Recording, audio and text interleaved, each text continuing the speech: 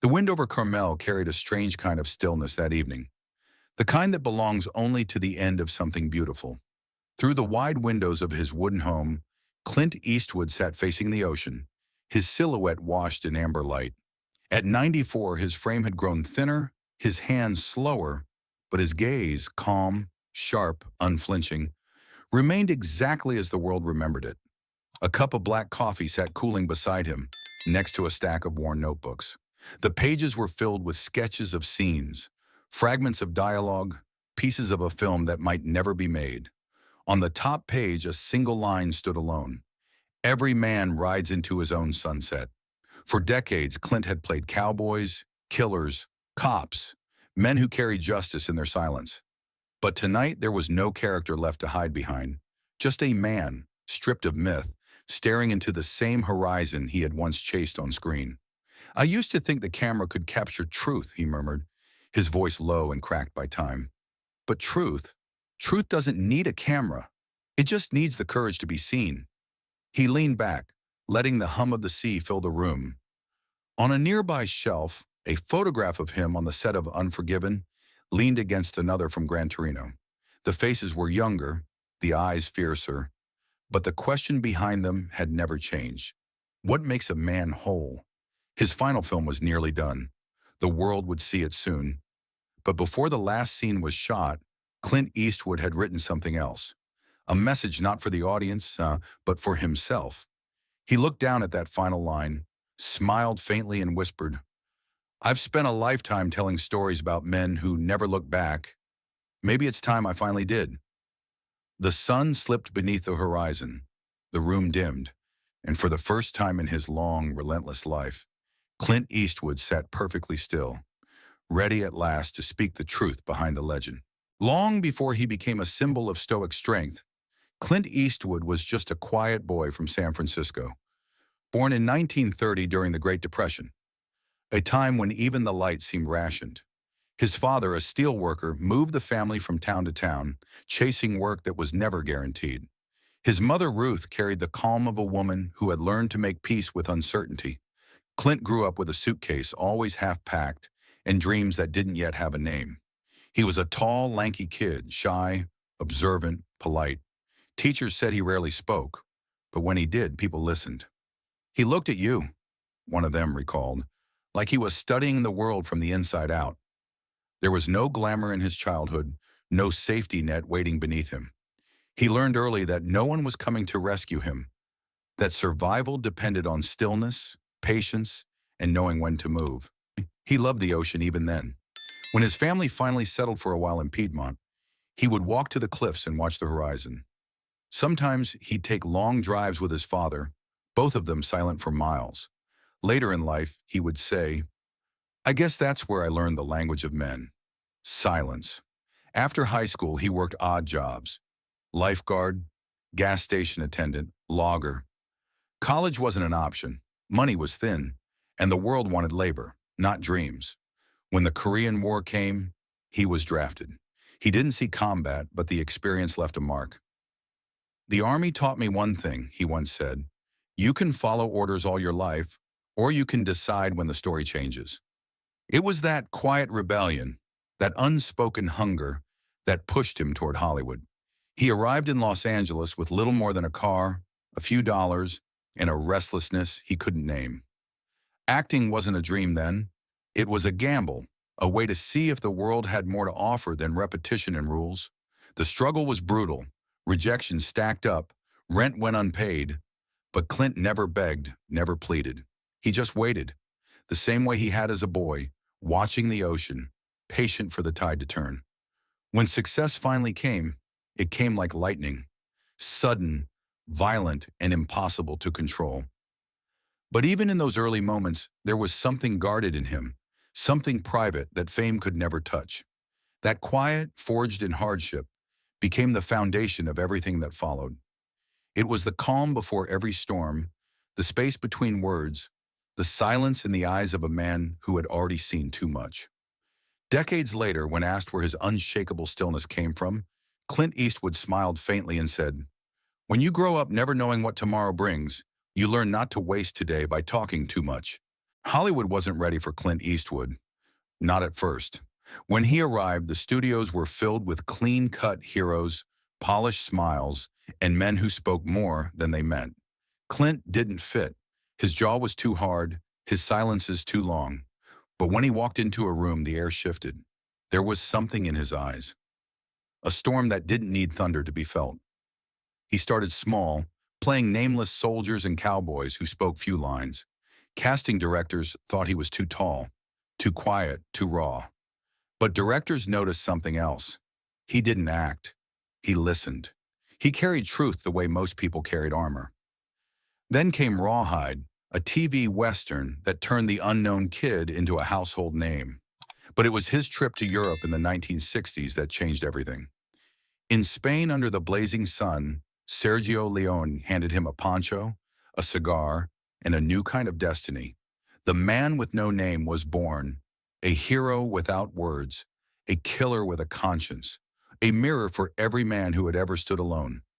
Those spaghetti westerns, a fistful of dollars, for a few dollars more, the good, the bad, and the ugly, redefined cinema. Eastwood's face became legend, dust, sweat, and silence. He turned stillness into poetry. "I didn't need to say much," he once explained. "The less you talk, the more people listen." By the 1970s, Clint had become more than an actor. He was an idea. With Dirty Harry, he embodied a new kind of American myth, ruthless, moral, and painfully human. The line, "Do you feel lucky, punk?" echoed across generations, both a threat and a challenge to the world itself. But behind the intensity, there was always discipline. Clint never raised his voice off set. He never chased parties or headlines. He directed his first film quietly, almost in secret, as if testing whether his vision had room beyond the frame. Play Misty for me was the start of something greater, a lifelong conversation between violence and vulnerability. He worked endlessly, filming by day, editing by night. Crew members said he treated every production like a symphony, controlled, precise, patient. He didn't shout. He whispered. "Take your time," he'd say, "but don't waste mine." His success grew colossal, but he wore it lightly. He didn't care about the glamour. He cared about the truth. In his own words, movies aren't about pretending. They're about remembering who you were before the world told you who to be. Still, even as he mastered every frame, something deeper began to stir beneath the surface. The solitude that once protected him started to feel like isolation. He had built an empire on silence, and now that same silence began to echo back, louder than applause. Every man who builds a myth eventually faces the cost of it. And for Clint Eastwood, the cost was life itself. The relationships missed, the time lost, the parts of himself he left behind on set. He could command an army of actors, shape stories for millions. But he couldn't control the one truth waiting in every quiet moment. The man who had spent a lifetime portraying strength was growing tired of carrying it. By the time Clint Eastwood reached his 70s, he had become more than an actor, more than a director. He was an institution. Generations had grown up watching him, quoting him, modeling their idea of manhood after his characters. But behind that unshakable image, there was a man quietly wrestling with the weight of it all. He once said, "People think I'm the tough guy, but the truth is, I've always been afraid of wasting time." It wasn't fear of death that haunted him. It was the fear of unfinished stories. In those years, the house in Carmel became his retreat. He would wake before dawn, make coffee, and walk down to the beach as the fog rolled in. No cameras, no scripts, just the ocean and its patient rhythm. Sometimes he carried a small notebook and wrote a single line, then tore the page out and let the wind take it. "Some things," he told a friend, "aren't meant to be kept." Age changed him, but it didn't soften him. His movements were slower, but his focus sharper. He still directed Million Dollar Baby, Gran Torino, American Sniper, films that were less about violence and more about redemption. In Gran Torino, when his character sacrifices himself to bring peace, Clint admitted afterward that it wasn't just a role. "That was me saying goodbye to something, maybe to who I used to be."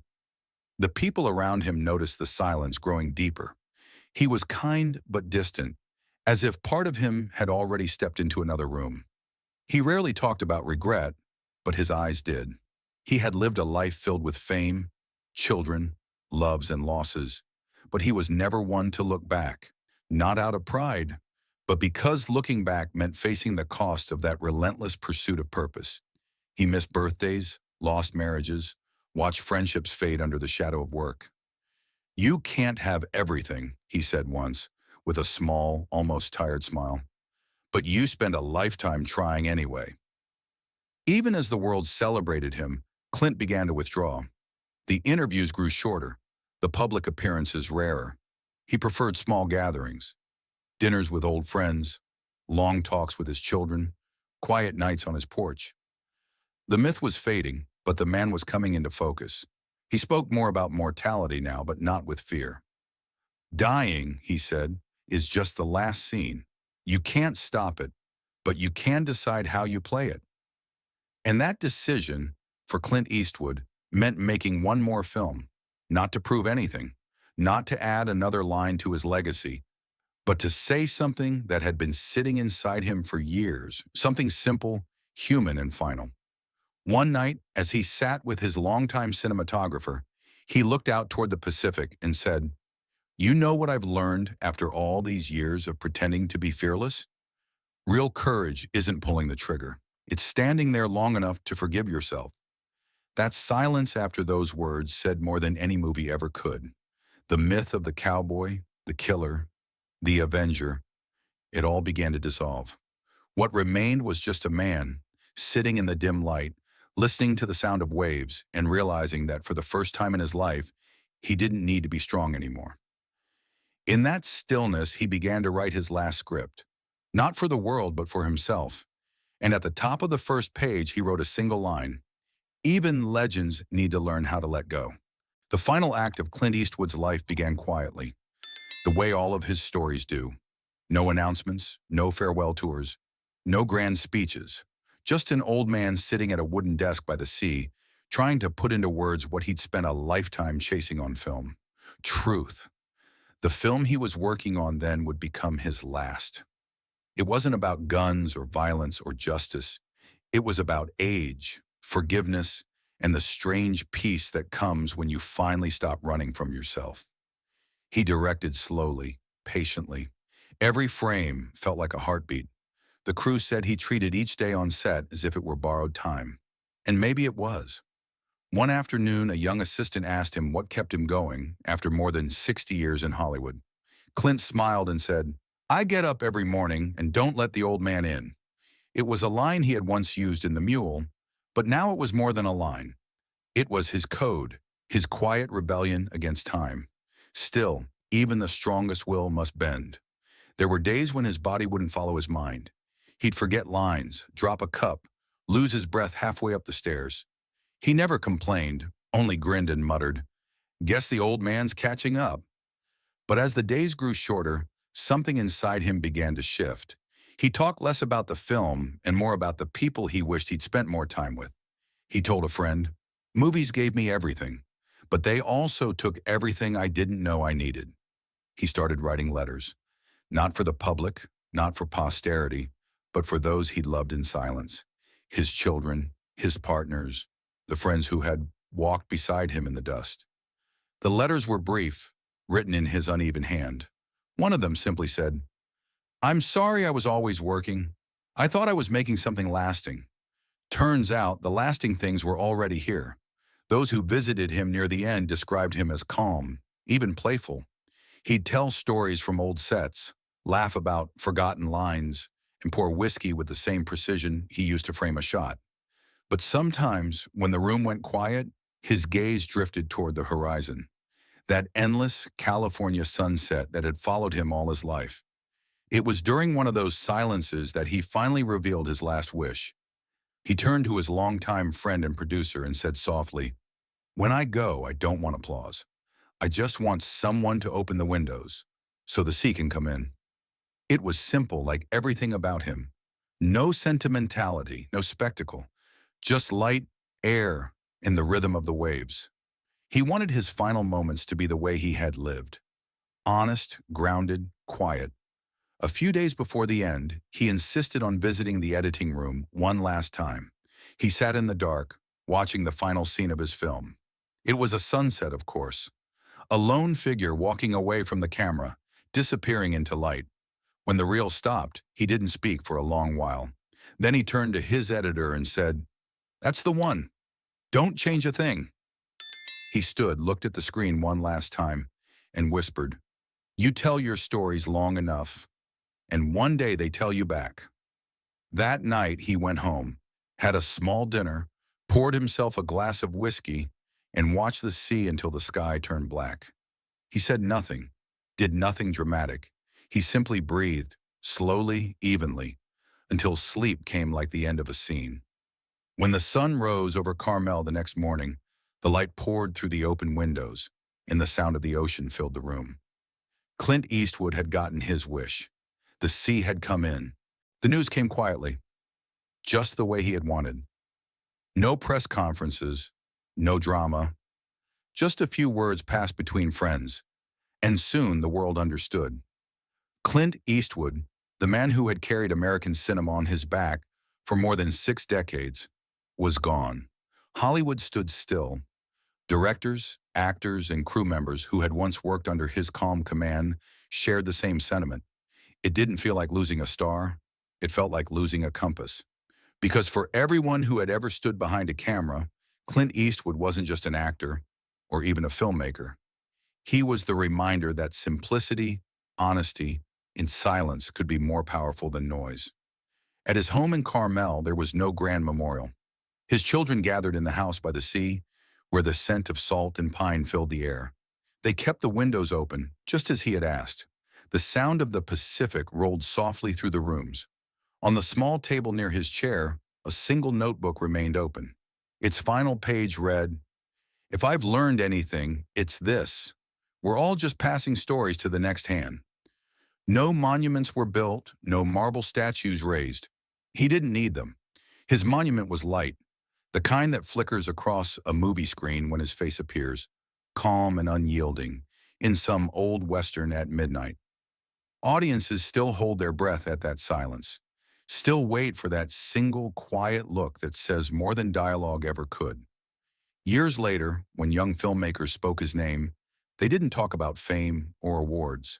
They talked about discipline, about a man who whispered action instead of shouting it, about a director who could make a scene feel like prayer, about an artist who never forgot that film. At its core is not about perfection, it's about presence. And maybe that's what remains. Not his films, not his fame, but his stillness. A way of being that told the world you don't need to speak loudly to be heard. Today, when the sun sinks over the California coast, the waves strike the sand and retreat again. Quiet, timeless, sure. And somewhere in that rhythm, you can almost hear his voice, low and steady, carried by the wind. Every man rides into his own sunset. Just make sure you face it with your eyes open. The sea keeps rolling, the light keeps falling, and the legend of Clint Eastwood, not the hero, not the cowboy, but the man, lives on in the silence he left behind.